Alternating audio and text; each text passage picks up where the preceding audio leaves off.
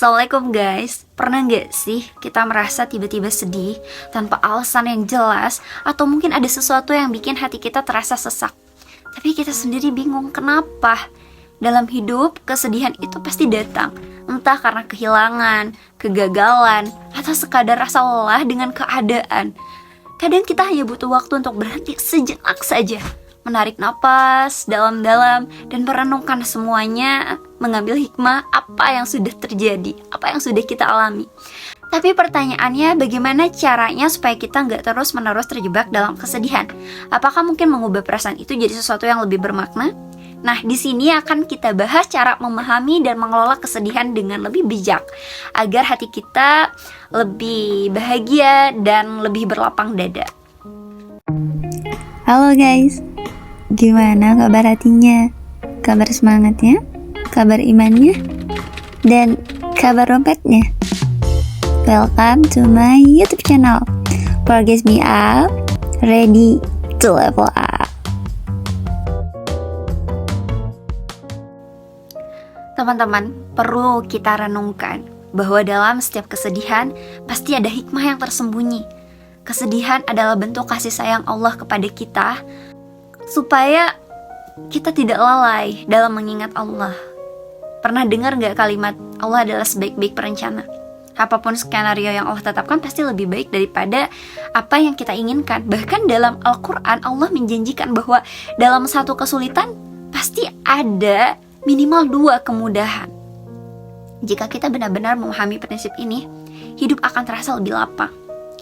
Setiap kesedihan yang kita alami harus dibarengi dengan rasa syukur. Saat Allah memberikan ujian, itu adalah tanda kasih sayang Allah kepada kita. Allah sedang menyiapkan sesuatu yang lebih baik untuk kita. Percaya dan pegang erat keyakinan ini. Kalau kita akan melihat kembali masa lalu, bukan untuk meratapinya, tetapi untuk memahami bahwa semua yang terjadi adalah bagian dari perjalanan hidup yang indah. Bersyukurlah bahwa kita pernah merasakan kesedihan, karena itu membuat kita lebih memahami arti rasa syukur. Seperti yang dikatakan Syekh Ibnu Athaillah As-Sakandari, seringkali manusia tidak menyadari nikmat hingga nikmat itu hilang dari dirinya. Kita baru sadar ya teman-teman, nikmatnya sehat saat sakit. Kita baru sadar nikmatnya bernafas saat sesak. Kita baru sadar keberadaan seorang itu berharga saat ia pergi. Begitu pula dengan masa-masa sulit, pada akhirnya mereka akan mengajarkan kita untuk lebih bersyukur atas semua karunia Allah. Kesedihan harus kita jadikan sebagai pelajaran agar kita lebih menikmati kehidupan. Ketika kita menyadari betapa banyak nikmat yang Allah berikan, kita akan lebih sering bersujud. Inilah yang disebut dengan syukur.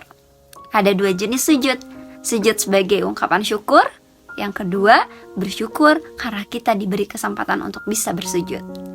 Bahkan jika ada 2 nikmat terbesar dalam hidup, itu adalah bernapas dan bersujud. Dalam setiap jeda kehidupan, itu adalah momen terbaik bagi kita untuk mengadu kepada Allah. Setelah kita mengakui perasaan kita, langkah berikutnya adalah mengadukan semuanya kepada Allah. Mengadu adalah salah satu cara untuk melepaskan beban di hati yang terasa sesak akibat kesedihan. Dengan menyampaikan dan mengekspresikan perasaan kita, kita bisa lebih memahami pola dalam apa yang diri rasakan.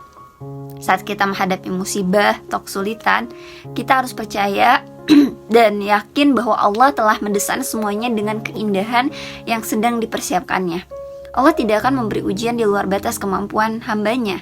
Setelah kita memulai merasa tenang, langkah berikutnya adalah merenung.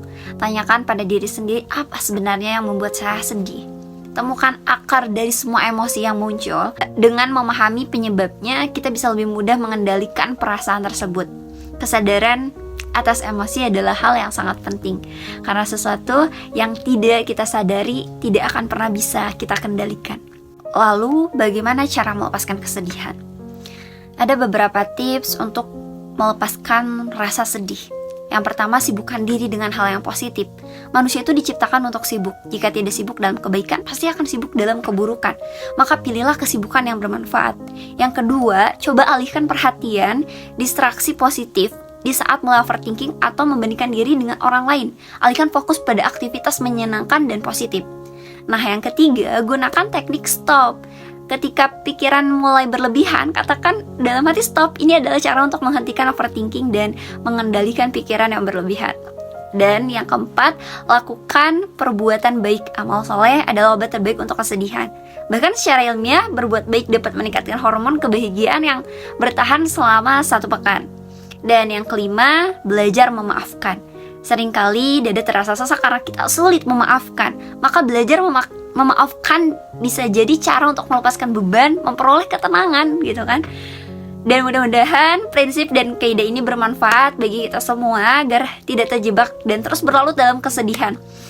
Semoga kita terus bertumbuh, selamat menempuh perjalanan menjadi pribadi yang lebih baik lagi. Barakallahu fikum.